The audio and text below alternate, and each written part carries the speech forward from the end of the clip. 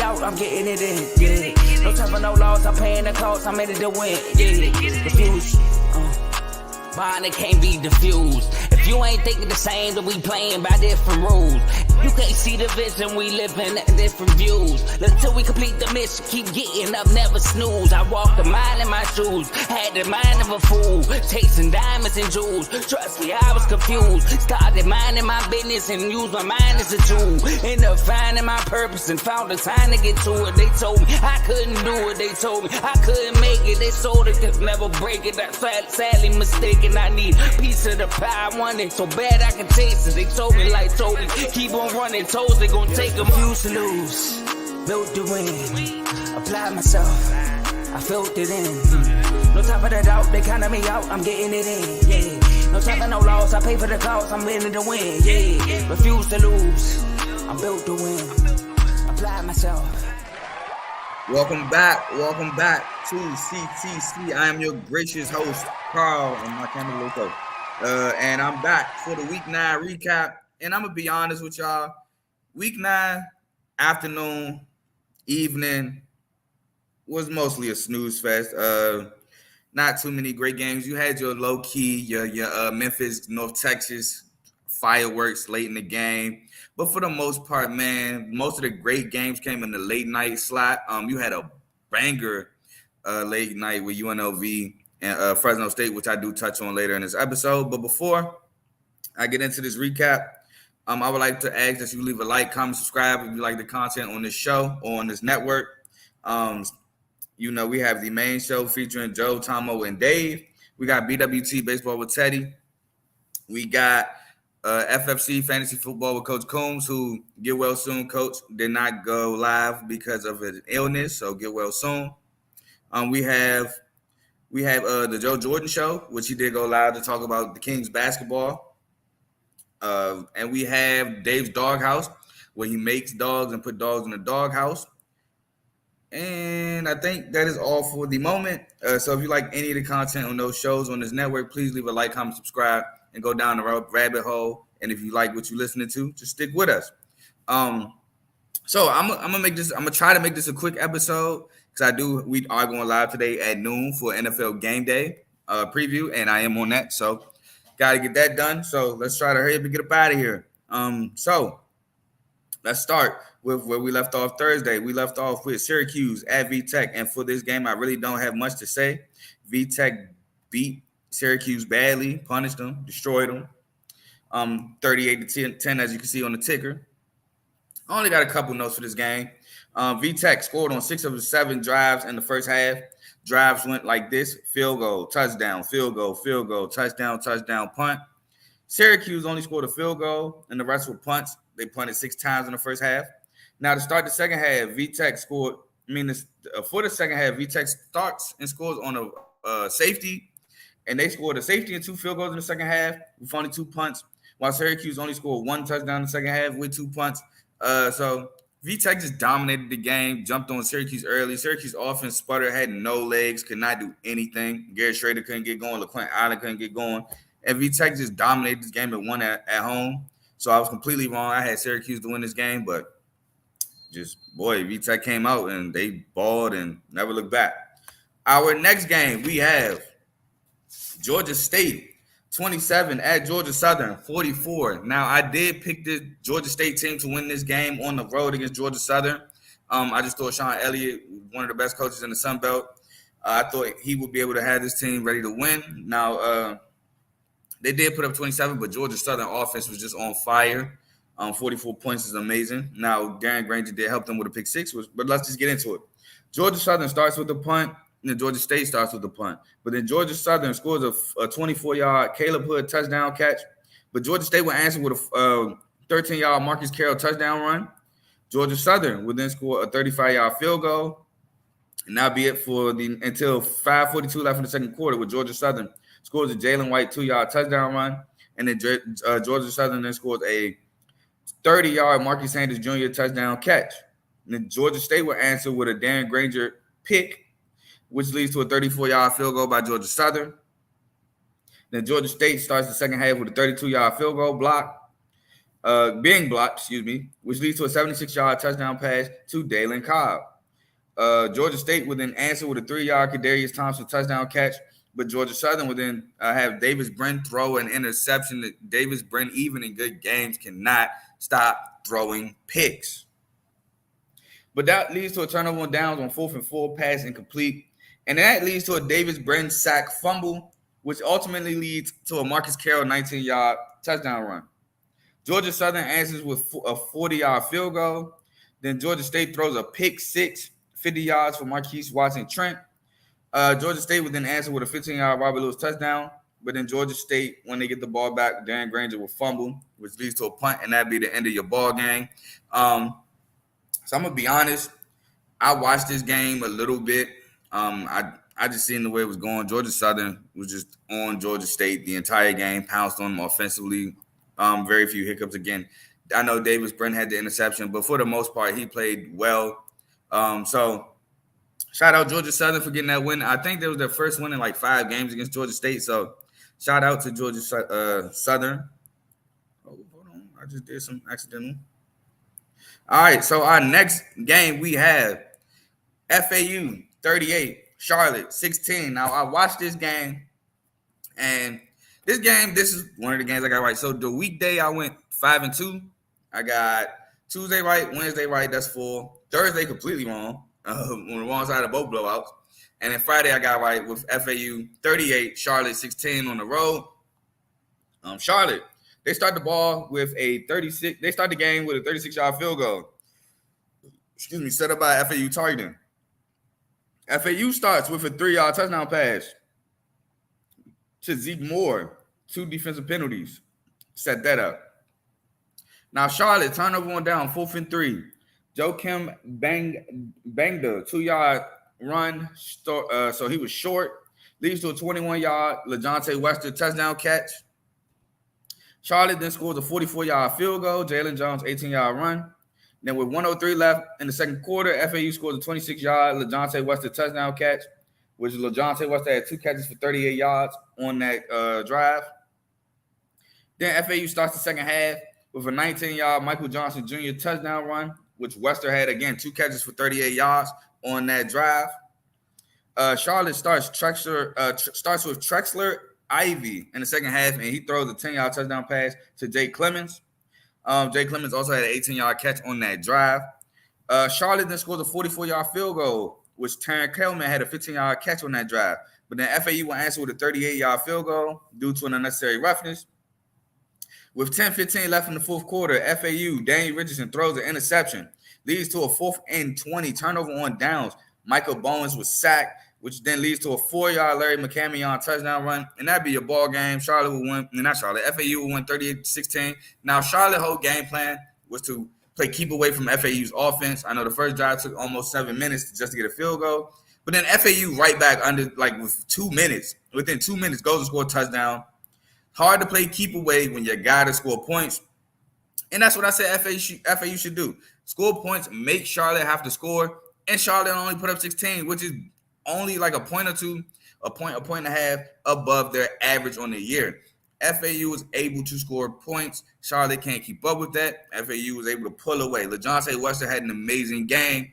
And once Charlotte has to play from behind, it's a wrap. It's over. This offense isn't built for that. So we move on to Saturday, and we have an upset alert. Upset of the day. Number 6, Oklahoma loses on the road to Kansas. I did pick Oklahoma to win. I did say it's starting to look like Kansas of last year, where they got in the Big 12 play and the season came tumbling down. And while they did lose to Oklahoma State and UCF, they beat UCF. I can't remember who the other loss was, but they were able to handle business at home against Oklahoma. Like I said, final score 38-33 after the delay. So let's get into it. Kansas starts with the ball, leads to a turnover on downs, 4th and 3. Jason Bean pass incomplete, which leads to a Dylan Gabriel throwing a pick 6 to Mello Dotson, 37-yard pick 6. And I said it on the preview, Mello Dotson and Kobe Bryant will be huge in this game. And Mello Dotson gets a pick 6. Oklahoma, turnover on downs, 4th and 3. Dylan Gabriel was sacked. Leads to a 9-yard Daniel Highshaw touchdown run. Kansas goes up 14 early. Oklahoma would then answer with a Dylan Gabriel 7-yard touchdown run, set up by a personal foul. Oklahoma then scored the Tyree Walker 2-yard touchdown run. Tyree Walker had a 28-yard run on that drive. In Kansas, Trevor Wilson will fumble the kickoff, leads to a Dylan Gabriel 9-yard touchdown run to tie it. Then we had like a delay in between that. But Kansas answers with a 24-yard field goal, set up by a 24-yard Quentin Skinner reception. Oklahoma starts the second half with a punt. Kansas starts the second half with a punt. Kansas then scores a 29-yard field goal to Mason Fairchild. Field goal set up by Mason Fairchild, 39-yard catch. Oklahoma, Jalil Farouk fumbles, leads to a Jason Bean 38-yard touchdown run. 2-point will be no good. Oklahoma answers with a 3-yard Gavin Sawchuk run. 39-yard Drake Stoops catch set that up, but that'll be no good on the 2-point conversion too. Then Kansas will answer with a Daniel Highshaw 1-yard touchdown run. 2 15-yard defensive penalties set that up, which, again, 2-point conversion is no good. Oklahoma, Marcus Stribling fumbles, leads to a missed 42-yard field goal by Kansas, but then Oklahoma will punt. Then Kansas, Jason Bean would throw an interception, which leads to a 1-yard Dylan Gabriel touchdown run, and the 2-point again would be no good. Kansas, Jason Bean would throw another interception, but that leads to a punt. And then Kansas will score a 9-yard Devin Neal touchdown run. 37-yard Lawrence Arnold catch, set that up. The 2-point be no good. And that'll be your ball game. Oklahoma loses in the last minute of the game. Now, Kansas, just like the Oklahoma State game, tried to throw 2 picks late to give the game away. Oklahoma cashed in 1 pick, did not cash in the other pick. Led to Kansas having one last drive, and Kansas cashed in to win the game. Jason Bean has to stop these late game interceptions, has to close these games better. Made up for it late game, but I still wouldn't. I mean, he kind of made up for it. I wouldn't say he made up for it because, again, can't put your team in these situations. This is the second time. Did it against Oklahoma. You did it against Oklahoma State. Now, Oklahoma State, it burned you. But Oklahoma, you got the ball back and you did what you had to do, but you can't do it. Dylan Gabriel, rough day through the air. These Kansas defenders, like I said, they were going to be huge, and they were huge. Pick 6. So, with these new rankings, the AP dropped today. The committee comes together Tuesday. I know this for a fact. Now I've seen the commercial, so it is this Tuesday. Kind of late in the year, if you ask me, it's week 10. But we do get the committee revealed, so can't wait for that. Our next game, we have Florida State blowing out Wake Forest 41-16, 4th-ranked Florida State. So they will stay in the top 4. Top 4 will not move. We have Florida State gets the ball first, scores a 13-yard Jordan Travis touchdown run, set up by Kentron Poitier, 33-yard catch. Then with 1:11 left in the first quarter, Florida State scores a 46-yard field goal. Then Wake Forest answers with a Keyshawn Williams 2-yard touchdown run, set up by a 51-yard Justice Ellison run. Then Florida State answers with 29-yard Keon Coleman touchdown catch, set up by a 23-yard Rodney Hill catch. Then with 4:16 left in the second quarter, FSU scores an 80-yard Trey Benson touchdown catch. Then Florida State will score a 14-yard Keon Coleman touchdown catch, set up by Jaheim Bell 38-yard reception. Florida State would then score a 34-yard field goal. Wake Forest will starts the second half with a 24-yard field goal, set up by Horse Collar and a 14-yard Jamal Banks reception. Florida State starts the second half with a 3-and-out punt. Wake Forest starts with the turnover on downs, 4th and 6. Mitch Griffith's pass incomplete leads to a 28-yard missed field goal. And then that leads to a Tate Carney 2-yard touchdown run. But the 2-point will be no good. Florida State answers with an 18-yard Trey Benson touchdown run. And then the game ends with 3 punts, which Florida State dominates for another win. I know Kirk Herbstreit said this would be a sleepy game for Florida State. And I didn't see that because there's no look-ahead spot. I know they're coming off a huge win against Duke at Florida State. But there was no look-ahead. They play Pitt next. That's not a look-ahead spot. Now, depending on who they play after Pitt, that might be the sleepy game, depending on who they play. I think they play the U after that. Big rivalry game. That could be possibly a look-ahead spot. But I didn't see it here. Keon Coleman, 2 touchdowns. Again, just need to play doubtful. Trey Benson got one through the air and through the ground, and Jordan Travis had another phenomenal game. With Dylan Gabriel having the bad game and the L against Kansas, and Michael Penix not looking so hot with Washington with these tough games against Stanford and Arizona State, Jordan Travis honestly is playing his way right back in that Heisman race. If Florida State wins the ACC again, I have Jordan Travis winning the Heisman at the beginning of the year. So we move on to a more competitive game than that one. West Virginia wins in spite of me picking UCF. I knew what happened. West Virginia has been the bane of my existence. Ever since I've been picking West Virginia games on this show, they've been doing the opposite. Blew the game against Oklahoma State. Blew the game against Houston. I picked UCF to win, and West Virginia wins 41-28 on the road, extending UCF's losing streak. Now, this is all John Rice Plumlee and these turnovers, but we'll get into it. West Virginia gets the ball first, scores a 6-yard Gary Green touchdown run. That'd be 1 of 3 on the night. Set up by a 21-yard C.J. Donaldson run. Then UCF gets the ball and scores a 34-yard Kobe Hudson touchdown catch. West Virginia would then answer with a 24-yard field goal set up by a DPI, defensive pass interference, and a 19-yard Jaheim White run. UCF, John Rice Plumlee, would throw his first interception, which leads to a 4-yard Jaheim White touchdown run. Then UCF scores a John Rice Plumlee 8-yard touchdown run set up by a 29-yard R.J. Harvey run. Then Jalen Anderson will fumble for West Virginia. But that leads to right into another John Rice Plumlee interception, which leads to a punt. But then UCF starts the second half with a John Rice Plumlee interception. Leads to a 7-yard Gary Green touchdown run. Then UCF answers with a Javon Baker 7-yard touchdown catch. Little fade ball in the back of the end zone. Good play. Great play, actually. 25-yard Trent Whittemore catch. Set that up. Then UCF Plumlee would get the ball back, and he is sacked and fumbles. Leads to a 1-yard Gary Green touchdown run. And then West Virginia would score a 6-yard C.J. Donaldson touchdown run set up by a 32-yard Jaheim White run. And then UCF turnover on downs, 4th and 3, pass incomplete, leads to a 41-yard field goal. And then UCF would just answer with a garbage, clean the score up touchdown, 16-yard touchdown pass to Kobe Hudson, set up by 2 defensive penalties, and that'd be your ball game. Again, one of my notes in the preview was John Rice Plumlee, take care of the football. You had 4 turnovers. You lose by 2, really 3 possessions. Those extra 4 possessions cost you the game. John Rice Plumlee, as dynamic of an athlete he's a turnover machine. He's a turnover waiting to happen. Like I said, I think I put in my notes, he will throw picks. Like, the turnovers coming from him. It's hard to overcome turnovers every week, and this is why they're in that losing streak. With the fact that also Timmy McClain has been starting a couple games, but yeah, this man is a turnover machine. It's hard for UCF to win games like this. Gus Malzahn takes another L.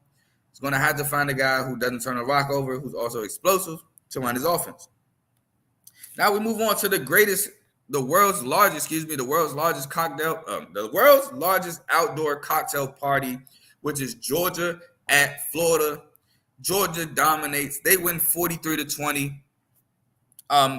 Just like I thought they would. I didn't think Georgia would have an issue with Florida. Now it's more points. I didn't think it'd be 63 combined points in this game. But let's get into it. Florida gets the ball first, scores a 25-yard Eugene Wilson touchdown catch off a little slant, take that joint to the crib. Wilson had another 27-yard catch on that drive. Then Georgia will answer with a 22-yard field goal, set up by 3 15-plus yard receptions. Yo, what it do, Tomo? Shout out Maryland. Three-game losing streak. Shout out Maryland. What it do, Tomo? Then Georgia would get the ball back and score a 41-yard Ladd McConkey touchdown catch, set up by a 19-yard Ra Thomas reception. Then Florida, turnover on downs, 4th and 1, ETN, run for a loss of 3, leads to a 20-yard DeJuan Edwards touchdown run. Then Graham Mertz would get sacked, fumbles, leads to a 2-yard DeJuan Edwards touchdown run. Then Georgia blocks the punt, which they don't recover in time, leads to a safety. And after the safety, they punt after they get the ball from the free kick. UGA gets the ball to start the second half, and they punt. Florida gets the ball and they punt. Then Georgia scores a 32-yard field goal, set up by a 55-yard Dominic Lovett reception. Then Florida will have a turnover on downs, 4th and 3, Etienne 1-yard catch. He stopped short. Leads to a 17-yard Dylan Bell touchdown catch, set up by a 34-yard Lad McConkey reception. Florida will answer with a 5-yard Hayden Hansen touchdown reception. A Montrell Johnson 48-yard run set that up. The 2-point will be no good. Then Georgia answered with a 1-yard Kendall Milton touchdown run. And then Florida will answer with a 1-yard Graham Mertz touchdown run to, like I said, a little pretty, make the score a little prettier. But Ricky Pearsall had 2 catches for 42 yards on that drive. But that'd be a ball game again. Florida struck first, but then Georgia took over. Not really turnover happy in this game. I mean, we had earlier turnover on downs. You had an early fumble, but Mertz didn't really throw a pick. He only had 9 completions on the day. Wasn't a turnover machine why they lost. It's just Georgia was the better team, the more dominant team, and they were just able to move the ball up and down the field. While Florida, they were able to move the ball, but they struggled, couldn't sustain drives, couldn't get the ball in the end zone for real. Just the better team won. That's really all I can say for real. Better team won. Georgia is going to win the SEC East. Don't know who they're going to play in the SEC West because that's looking kind of tight race right now. LSU looking good. Alabama looking good. That looks like the race there. Ole Miss is still looking good. They're still in play for it. So it's just Georgia versus one of them 3 in the SEC West. We move on to another blowout. Again, the evening games were not close. We have, as I get back to my banners, we have BYU 6 at Texas 35. Texas wins a blowout. Slovis, 2 interceptions. Let's get into it though. So BYU, Texas gets the ball first and they punt. Then BYU gets the ball and goes 3 and out. Xavier Worthy takes the ensuing punt. So BYU's first punt. Xavier Worthy takes it 74 yards to the house. You're already going to have a tough time stopping Texas offense. Can't allow special team touchdowns. Then Malik Murphy throws an interception when he gets the ball back, but leads to Keaton Slovis throwing an interception when he gets the ball back. Leads to a 4-yard Jonathan Brooks touchdown run. Then Malik Murphy will be sacked and he fumbled. Leads to a 24-yard field goal from BYU. Then Texas will answer with a 30-yard Adonai Mitchell touchdown catch. Then BYU will punt to start. So that'd be it for the first half. And then BYU to start the second half will punt. Texas to start the second half will punt. Then BYU scores a 32-yard field goal set up by a 47-yard Darius Lassiter catch. Then Texas will have a turnover on downs, 4th and goal, pass incomplete, but that leads to a punt. Then they will have another 4th down turnover on downs, 4th and 1. Jonathan Brooks run for a 1-yard loss, but that leads to a Keaton Slovis interception. Then that will lead to a 13-yard Adonai Mitchell touchdown catch. And then BYU will have its turnover on downs, 4th and 11, pass incomplete, leads to a punt. Then BYU's Keaton Slovis will get sacked, fumbles, leads to a 34-yard Jaden Blue touchdown run. And that would be your ball game. So, couple notes. BYU did not take advantage of Texas' early mistakes. They got the ball off a pick, threw the pick right back. Got the ball off a fumble, only got 3 points. 3 points off those 2 turnovers are not good. You got to cash one of them in for a touchdown to complete an upset. They were only able to score 2 field goals. Keaton Slovis, 2 interceptions, fumble lost. 3 turnovers are not going to help you beat a Texas team at home. On the road in Austin, Texas. Can't happen. They did not take advantage of the Malik Murphy early struggles, and it led to them getting blown out. Now, a couple notes I got here also. BYU with 3 of 14 on 3rd down. Texas was 6 of 11. Texas rushed for 184 yards. BYU only rushed for 95. And the 3 turnovers and the turnover on downs. Not going to help. So Texas remains with the 1 loss. They will move up in the polls. I don't think they jumped to 5. I think they just jumped to 6. I think they keep Washington at 5 because no matter the manner of winning, they keep winning. It's hard to jump a team over an undefeated team. So I think they'll have Texas at that 6th spot, waiting on Washington to slip up, waiting on Florida State to slip up, and waiting to see who loses between Michigan, and Ohio State. Now, the reason why I said Oregon is because we have Oregon at Utah. next on the docket, and I picked Utah to win because I thought that they would be able to sustain some type of defense, which, I mean, Oregon didn't run it up crazy, but Utah couldn't get no offense going. Nothing sustainable. They were able to move a little bit, but they couldn't sustain anything. Sione Vaki was not as effective as he was against USC. So Oregon wins it 35-6 on the road in Rice-Eccles. Another reason why I thought Utah might pull it off is because it's at Rice-Eccles. Tough to play in that stadium. Cal Whittingham, one of the best coaches in the Pac-12, one of the best coaches in the country. But Oregon said, forget all that, and ran it up and beat them by 29.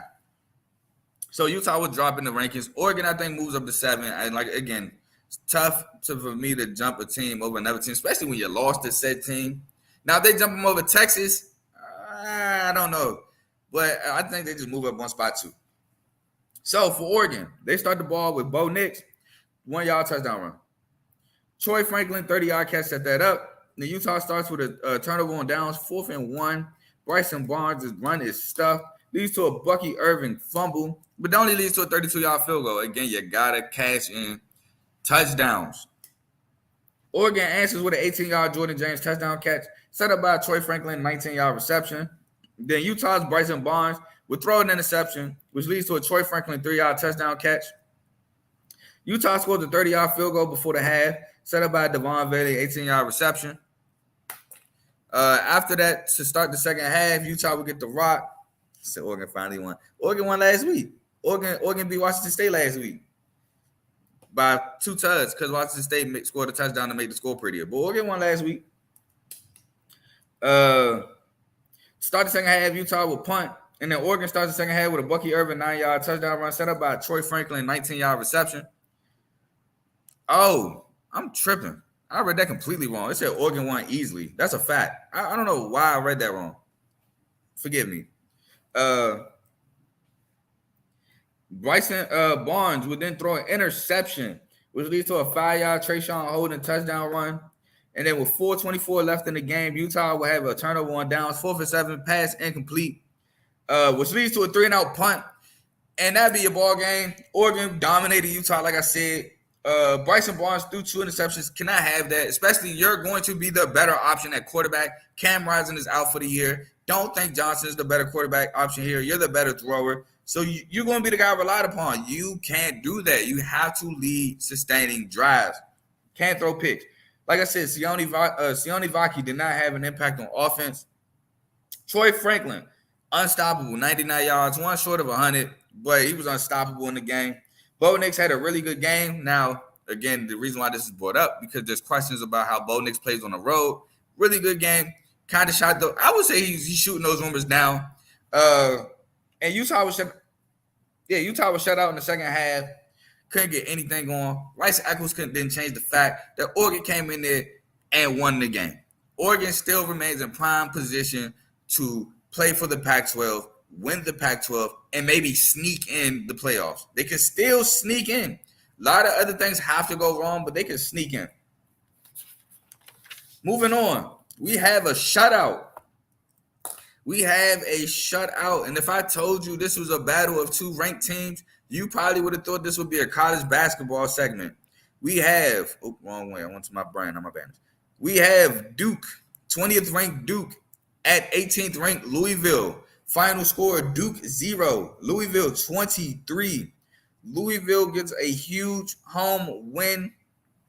They remain in contention for an ACC championship shot. So let's get into it. Not much really to be said here because Duke got shut out. But Duke starts with Riley Leonard did play. He did play. I picked Louisville to win. Riley Leonard did play. But let's get into it. Duke starts with the punt. Then Louisville starts with the 14-yard Jawad Jordan. There goes that man again. I will tell you about him every week. He is a home run hitter. He is an explosive play waiting to happen. Jawad Jordan, 14-yard touchdown run. Set up by Jawad Jordan, the majority of the drive. I know Jamari Thrash had a couple catches, but Jawad Jordan set up mostly that drive. Duke, turnover on downs, 4th and 1. Riley Leonard, sacked, leads to a Jawad Jordan 23-yard touchdown run. Then, with 49 seconds left in the second quarter, Louisville scores a 47-yard field goal set up by Jamari Thrash, 2 catches for 33 yards. Then Louisville starts the second half with a 28-yard field goal. More so like a majority of most of that drive was just like little chunks here and there, no explosive play. Duke will start with a Riley Leonard interception, leads to a 24-yard field goal. And that'd be it for the scoring. But with 2:39 left in the fourth quarter, Duke will have a turnover on downs, 4th and 10, pass incomplete, and that'd be a ball game. Nothing, like I said, nothing much here. Got a couple notes. Duke, while they went 2 for 12 on third down, Louisville was only 2 for 10 on third down. So Duke's defense was able to get Louisville off the field when they got to third down situations. Not a major, but a difference in the game is Duke went 0 for 2 on fourth down, while Louisville was 1 for 1. Duke only had 202 total yards, while Louisville had 351. And most of Louisville's 351 yards was 234 on the ground. Most of that by Jawar Jordan. 234 yards on the ground. Duke didn't run a play in Louisville's red zone. They could not even get to Louisville's 20. No plays ran in Louisville red zone. And Jack Plummer, it was one of them games which a quarterback's dream. Hey, look, man. Hey, whenever y'all need me, I got y'all to make a timely pass. Other than that, I'm going to just hand the ball off and let our running backs go to work. Threw 16 passes, had 11 completions. Don't even think he topped $150 in passing yards. He just made throws when called upon. So, great win by Louisville. I believe that's a bounce back from the Pitt game. I think they had a bye week in between the Pitt and the Duke game. So, great bounce back by them if that's correct. And we move on to the Battle of the Sun Belt West, where Troy defeats Texas State on the road. I had Troy winning this game to be number 1 in the Sun Belt West, and Troy wins 31-13. Second half pulled away. First half, I think they were down 10-7 at the end of the first half. Scored 21, outscored Texas State 21-3 to pull away in the second half. Texas State gets the ball first, and they scored 28-yard touchdown pass to Ashton Hawkins. Troy would start, and they started with a turnover on downs, 4th and 9. Gunnar Watson 6-yard pass is complete, but it's short, leads to a punt. Then Troy will have another turnover on downs, 4th and 2. Gunnar Watson pass incomplete, leads to a TJ Finley interception. Troy defense stepping up. Leads to a 3-yard Gunnar Watson touchdown run, so we have a tie ball game. Then Texas State, TJ Finley would throw another interception, but this leads to a Troy punt. The Texas State would score a 21-yard field goal set up by a DPI and a 20-yard Ismail Mahdi run. And that would be it for your first half. And then Troy, to start the second half, starts with a 29-yard Jabri Barber touchdown reception. And Jabri Barber was mainly that entire drive, set up the entire drive.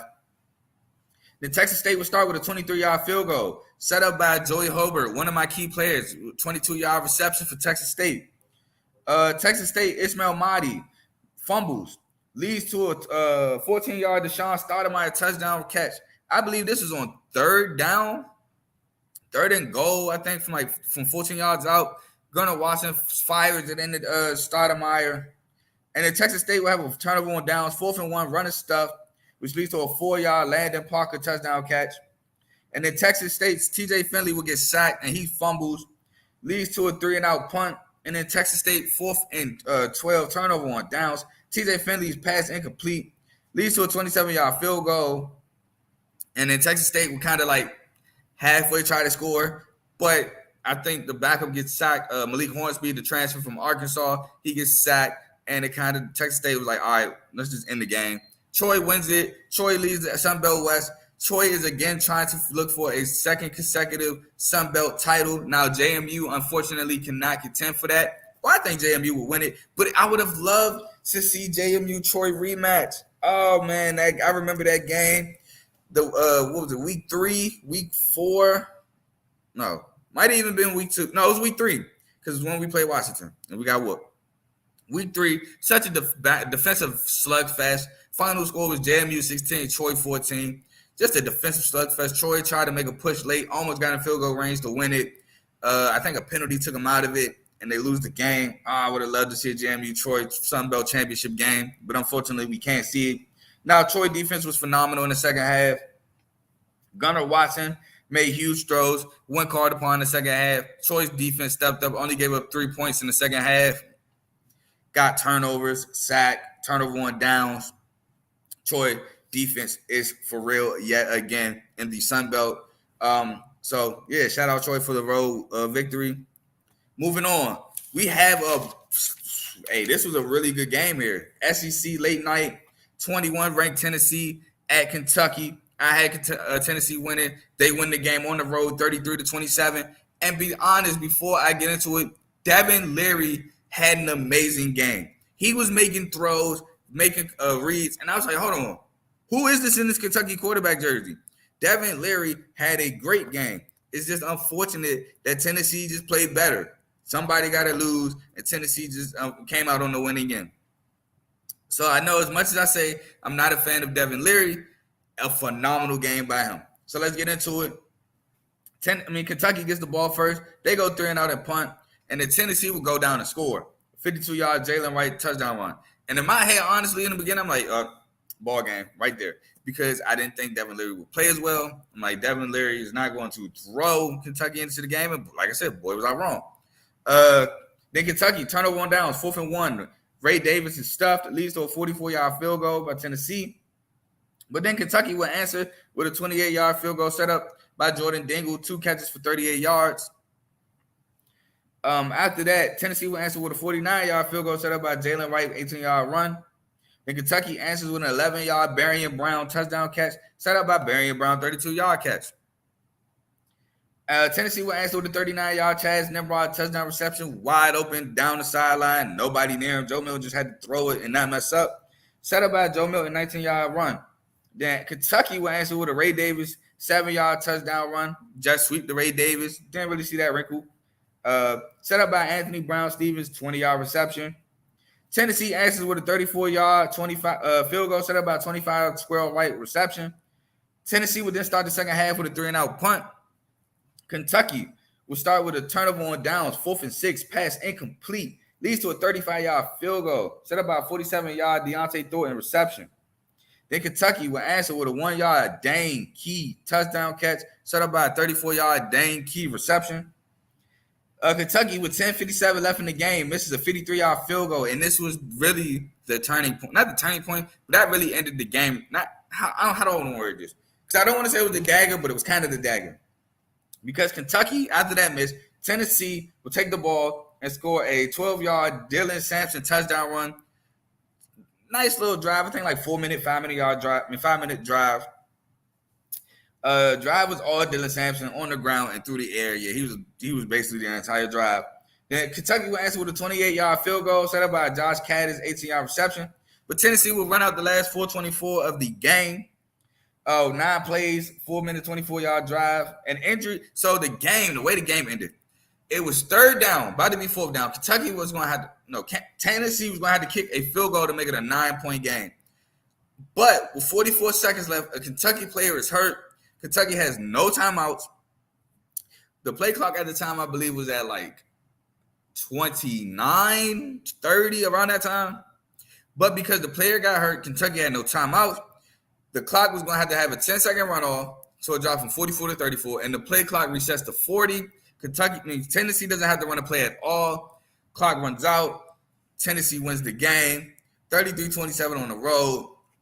Like I said, Devin Leary, phenomenal game. These receivers stepped up. Devin Leary was making throws across the field from any direction, converting 3rd downs. But Joe Milton had a great game on the road. Joe Milton played well. The running game for Tennessee was on fire. Dylan Sampson put his stamp on the game late. Just an all-around great game. One team had to win. Tennessee came out with the dub. Now, we go on to more of a defensive game. We got 3rd-ranked Ohio State at Wisconsin, which, in my opinion, was my Big Ten championship game. This was like the Big Ten championship preview, in my opinion. Now, Iowa's still in the mix there. Michigan is still in the mix on the Big Ten East side. But we had, in my opinion, a really good game. Ohio State would come out on top, though, 24-10. Ohio State would get the ball first and have a turnover on downs, 4th and 3. Cal McCord is sacked. But then that would lead to a Braylon Allen fumble. Oh, Braylon Allen, you can't cough the football up, son, not in this game. Braylon Allen is kind of developing a little fumbling problem. Can't have it, especially for a back as good as you. And that would lead to a 27-yard field goal by Ohio State. Wisconsin would then miss a 54-yard field goal with 3:32 left in the first quarter. And that would lead to a Cal McCord interception. But that would just lead to a 3-and-out punt. Ohio State would then score a 16-yard touchdown pass to Marvin Harrison Jr., that man. Then Cal McCord would throw an interception, which leads to a 1-yard touchdown pass, which was called back. His knee was down. Kind of a bad pass by Braden Locke. Knee was down on the screen. In college, once your knee down, you're down. Which then will ultimately lead to a 19-yard field goal before the half. Then Wisconsin would get the ball to start the second half, and they would go down and score a 13-yard touchdown pass to Will Pauling. So instead of being up 14-10, because his knee was down, it is tied 10-10, and that'd be it for Wisconsin. A 27-yard Bryson Green and a 29-yard Braden Locke run set that up. Bryson Green was that a run? I think that was a run. Ohio State starts with a 19-yard touchdown pass to Marvin Harrison Jr. 2 touchdowns on the day. Set up by Trey Henderson, 25-yard run. With 5:15 left in the fourth quarter, Travion Henderson scores a 33-yard touchdown run, and that put the game on ice. Wisconsin, turnover on downs, 4th and 10. Braden Locke pass incomplete. Leads to a 3-and-out punt. And then Wisconsin again with the ball. Turnover on downs, 4th and 9. Braden Locke pass incomplete. Leads to the end of the game. And that'd be a ball game. Again, defensive game. Marvin Harrison Jr., huge yet again. Travion Henderson, huge in this game. Wisconsin defense stepped up, in my opinion. They played great all night. It's just only so much you can hold out on Marvin Harrison Jr. and this offense before they score. Now, Braden Locke back as quarterback because Tyner Mordecai, again, is out. I think he's out for the year. So that really hurts Wisconsin. Wisconsin offense isn't already that great. But, again, Ohio State defense under Jim Knowles' second year is just balling. And that was the main factor of why I have Ohio State going to the Big Ten Championship, because this is the second year under Jim Knowles. But great win by Ohio State nonetheless. And we move on to our last game of the night, the 10:30 nightcap. UNLV, Fresno State battle of the 6-1s. I think the winner would be one game behind Air Force in that Mountain West conference. Now, again, the Mountain West is split.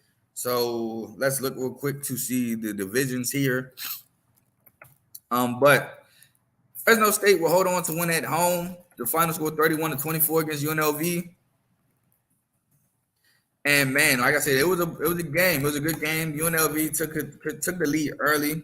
Looked like UNLV might want to run away with it. UNLV was up 17-7 at the half, but then Fresno State battles back and ultimately get the dub.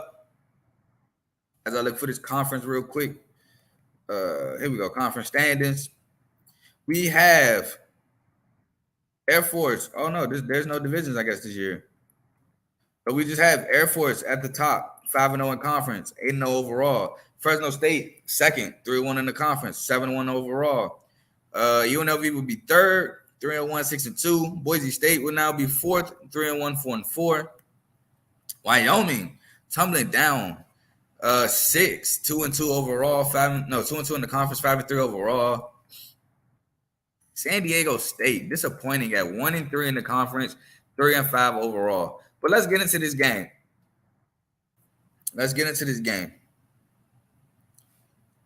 Ohio State defense, the only reason they're winning because the offense, who has the best receiver in the country, is made. It's because Kyle McCord. It's because of Kyle McCord, but and LOL, you ain't slick. I know why you ain't pick Michigan. No, this is way before those things even came out. So I don't know if you watched, but we had a Big Ten preview show back in July, maybe early August. And I picked Ohio State to win because of Jim Knowles and his defense. I didn't know what to think of Kyle McCord, but I figured with Emeka Egbuka and Marvin Harrison Jr., he would just have to be in a position where he just don't mess it up. And he's kind of still in that position, and I wouldn't say he's doing great at that position. I think he's doing good enough to get by in that position. But yeah, Jim Knowles and his defense was like legit the main reason why I've had Ohio State winning this division. In the conference. I think that division will bode well against J.J. McCarthy. I understand J.J. McCarthy is a spectacular athlete. Still has to prove to me he could beat a good defense throwing the ball or a good team, good overall team. I yet to see it, him throwing the ball. So I think this year against Ohio State, will really be a good test for him because Ohio State defense wasn't as good last year. It's really good this year. I think that's going to be the difference this year in the game. But I got to go over this UNLV Fresno State. Appreciate you for watching, my boy. UNLV gets the ball first. They punt. Florida State will get. I said Florida State. Fresno State will start with a 31-yard touchdown pass to Tim Greer. UNLV will answer with a 41-yard touchdown pass to Ricky White, the former Michigan State Spartan. Michigan fans know him well. With 13:59 left in the second quarter, Fresno State, Mikey King would throw an interception, which leads to a 30-yard field goal. And then with 33 seconds left in the second quarter, UNLV scores a Jaden Thomas 4-yard touchdown run, set up by 22-yard Seneca McKee's reception. No, McKee, excuse me. Seneca McKee reception. Florida State would get the ball to start the second. I keep saying Florida State. Fresno State would get the ball to start the second half. And they would punt. Then UNLV would get the ball to start the second half, punt, hitting the return with the punt. Hold on. Oh, this is what happened. Boom. So Fresno State, they get the ball, they punt. While they're punting, the return man is like calling Peter poison, whatever they say. We said Peter in high school. Some teams say poison. But the ball hits him in the knee. He didn't get away far enough. The ball hits him in the knee. He's trying to get away, doesn't move in time. Well, out the way far enough. The ball hit him in the knee. Fresno State will recover. Then Fresno State will score a 2-yard Magdalena touchdown catch. Florida State would then score a 10-yard touchdown pass to Eric Brooks. And they take the lead 21-17. Jalen Moss had a 60-yard reception down the sideline to set that up. Then UNLV Jaden Maeva would throw an interception, which leads to a 36-yard field goal. Then UNLV Jaden Thomas would fumble, which leads to a 3-yard touchdown pass to Malik Sherrod on 4th and 2, which puts them up 2 touchdowns. UNLV would then try to fight back with a 15-yard Ricky White touchdown reception, set up by a 38-yard Ricky White reception.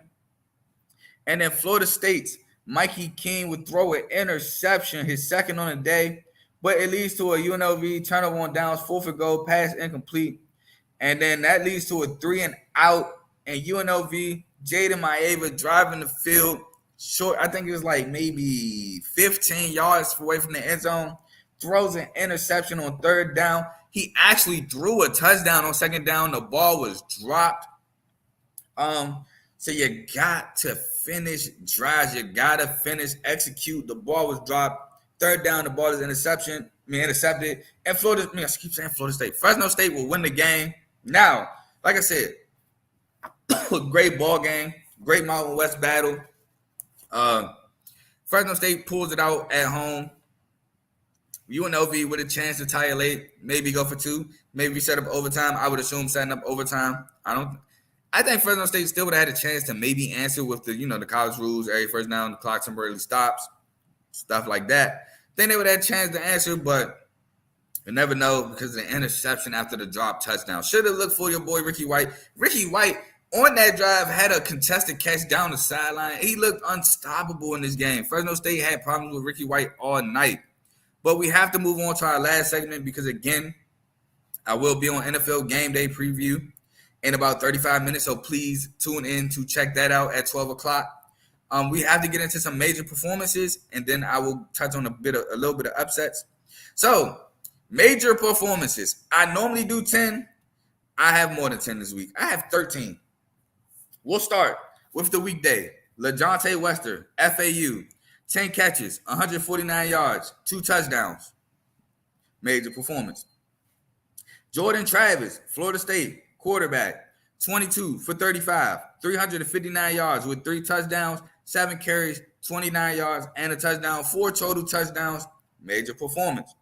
Blake Watson, running back, Memphis, 17 carries, 169 yards, 2 touchdowns, 5 catches for 100 yards. Major performance. Also was watching that Memphis North Texas game. What a crazy ending. Chandler Rogers of North Texas, 32 of 49, 411 yards, 5 touchdowns. Roderick Burns, 5 catches, 102 yards, 3 touchdowns, wide receiver, North Texas. Ladd McConkey, wide receiver, Georgia, 6 catches, 135 yards, and a touchdown. Jawar Jordan, running back, Louisville, 21 carries, 163 yards and 2 touchdowns. Malik Washington, 12 catches for 152 yards for UVA, regular occurrence on major performances. Marvin Harrison Jr., wide receiver, Ohio State, 6 catches, 123 yards, and 2 touchdowns. Travion Henderson, running back, Ohio State, 24 carries, 162 yards, a touchdown, 4 catches for 45 yards. Dante Smith, running back, Georgia Tech, 22 carries, 178 yards, and a touchdown. Get more on that a little bit later. Ollie Gordon III, running back, Oklahoma State, back-to-back major performances.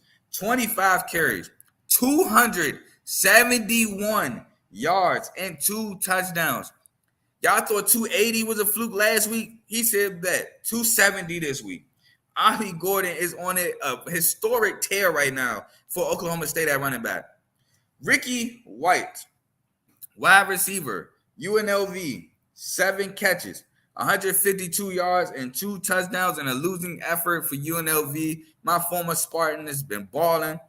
And that is it for major performances. Now, let's touch on a little bit. Let's talk a little bit about some upsets.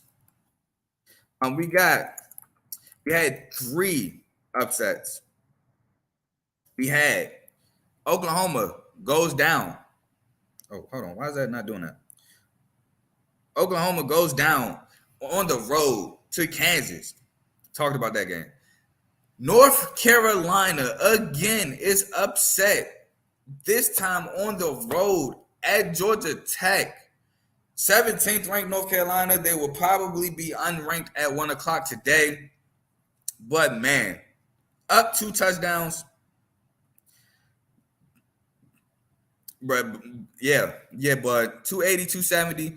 And that's not including the other 2 games prior to them.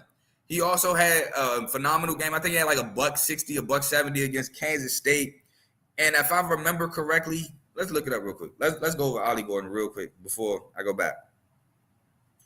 Ollie Gordon, like I said, has been on a historic tear for Oklahoma State. Huge reason why Oklahoma State, I believe now, is 6-2 on the year. Oklahoma State also may get ranked because of this. I can't say enough about Ollie Gordon. Ollie Gordon, let's look at his game log right here. So Ollie Gordon, since the Iowa State game, 18 for 121. Kansas State, 21, a $136 and a touchdown. Kansas, 29, a $168 and a touchdown. West Virginia, 29, 282, 4 touchdowns. Cincinnati, 25, 271 and 2 touchdowns. Also, in the Kansas game, he has 6 catches for 116 yards and a touchdown. So, historic tear for Ollie Gordon.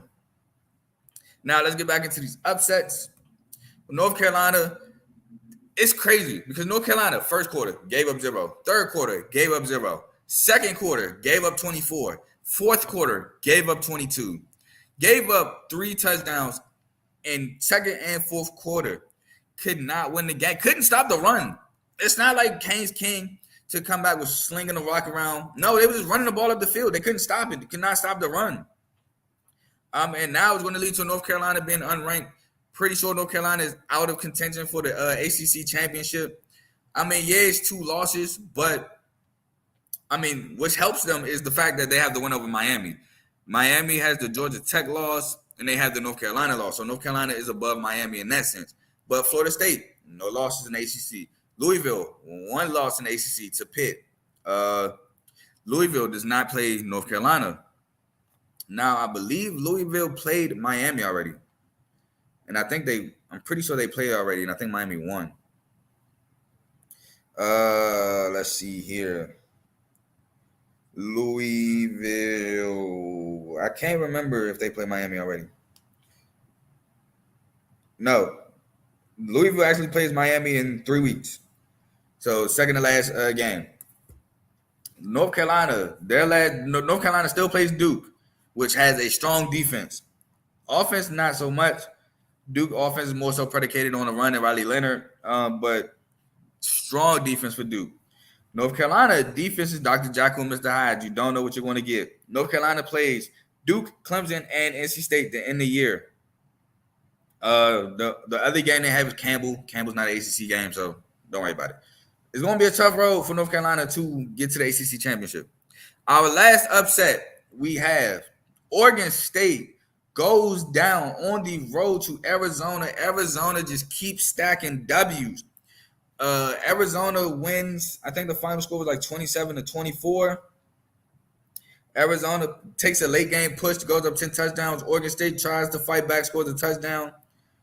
Yeah, final score 27-24. Oregon State scores a last-minute touchdown, but Arizona would then ice the last minute 38. I think they recover an onside kick.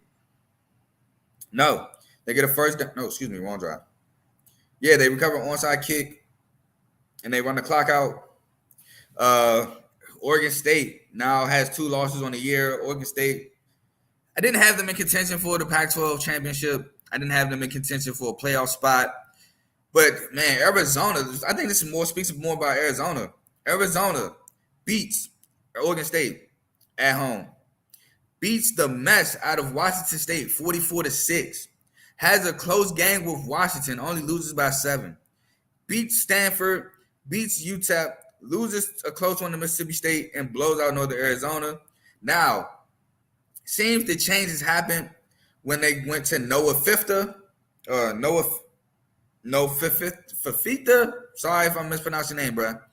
Ever since that change, Arizona's offense has looked different. Oh, excuse me. Let's not forget, they took SC into 3 overtimes. They lost that game, but took SC into 3 overtimes.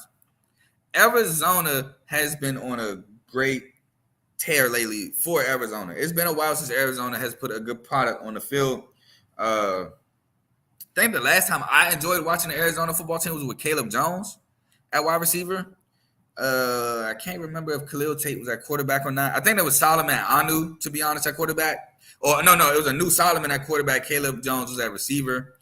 That's like the last time I enjoyed the Arizona football team. So it's good to see Arizona 5-3. They play UCLA next week. Probably going to be one of the games I preview and recap, to be honest. Arizona has worked their way into being talked about. And they're 1 game away from bowl contention. So shout out Arizona. But that's it. That's all I have for y'all today. Again, tune into the NFL Game Day preview in 25 minutes on Refuse to Lose Network. I know it'll be featuring me and Worm. I believe Kev will be on the show. I believe Mark will be on the show. And I believe Tomo will be on the show. I can't remember. But, yeah, that's all I have for y'all today. And I will see y'all tomorrow to start the weekday preview for Week 10. And I'm gone. Peace.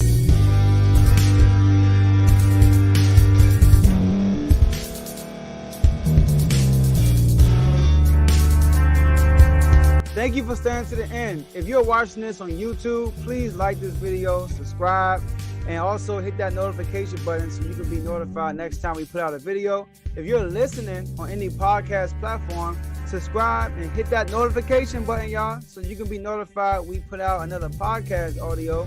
And last but not least, hit that share button. No matter what you're listening to or watching it, hit that share button and send it to somebody that you know that would love to watch this episode you just listened to. So once again, thank you for staying to the end, and we'll see y'all in the next episode.